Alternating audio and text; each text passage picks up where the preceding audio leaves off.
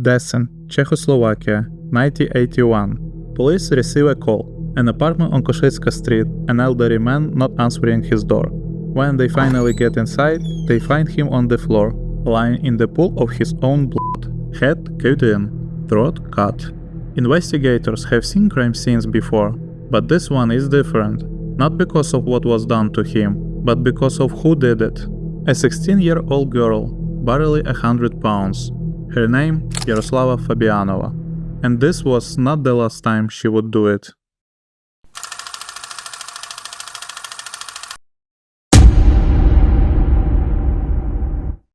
His name was Vladimir, 78 years old pensioner.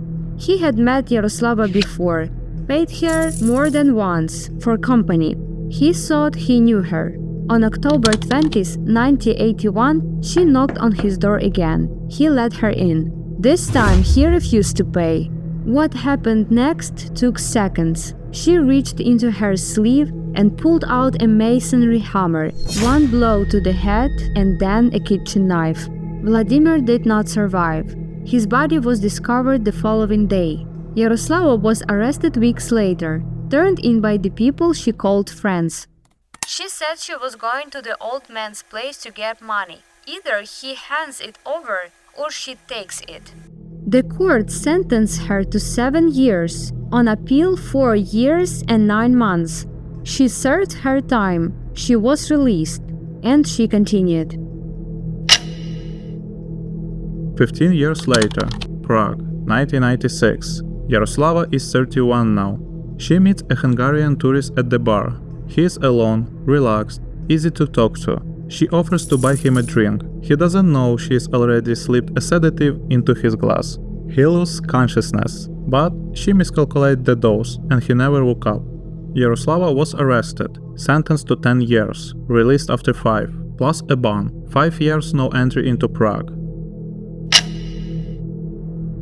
June 5th, 2003, Prague. Police are called to an apartment. Inside, the body of 69-year-old Augustin. He had been attacked in the kitchen with a cleaver, then dragged to the living room, propped in an armchair, and covered with a blanket, as if someone had tried to make it look like he was sleeping.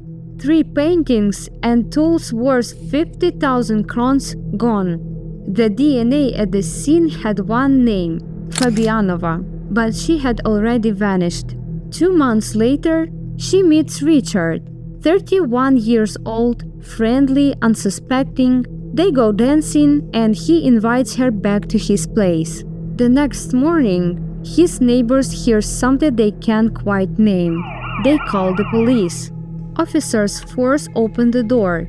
In the bedroom, Richard, 38 stab wounds. Her DNA was under his fingernails. He had food back. It hadn't been enough. She was arrested August 22, 2003. In the interrogation room she was composed, almost bored. She denied everything. He gave me the paintings and asked me to leave. I robbed him, but I never hurt him. Before all of this, there was a child. From her earliest years, she lived with severe abuse at the hands of the adults who were supposed to protect her. When she was 13, her parents divorced. Neither of them wanted her. Her stepfather beat her and her siblings. By 14, she was on the streets. She found people who didn't ask questions. She found ways to survive. And somewhere along the way, something inside her closed off for good. Does it explain what she became? No, but it's where the story starts. Jaroslava Fabiánova was found guilty of taking the lives of 4 people. The sentence: life imprisonment. She became only the 3rd woman in Czech history to receive it. She is 59 years old today, still behind bars, still denying every single charge. Czech media called her the blonde beast, the tavern harpy. Criminologists compared her to American offender Eileen Wuornos, another woman failed by everyone around her, long before she began failing others. Could it have ended differently? If someone had seen her, really seen her, at 13, if the system had offered something other than a shorter sentence and silence? We will never know. What we do know is what she left behind. 4 families who didn't get an answer.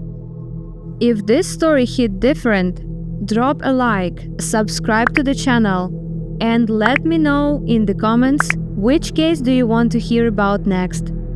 I'm the Cold East. See you in the next one.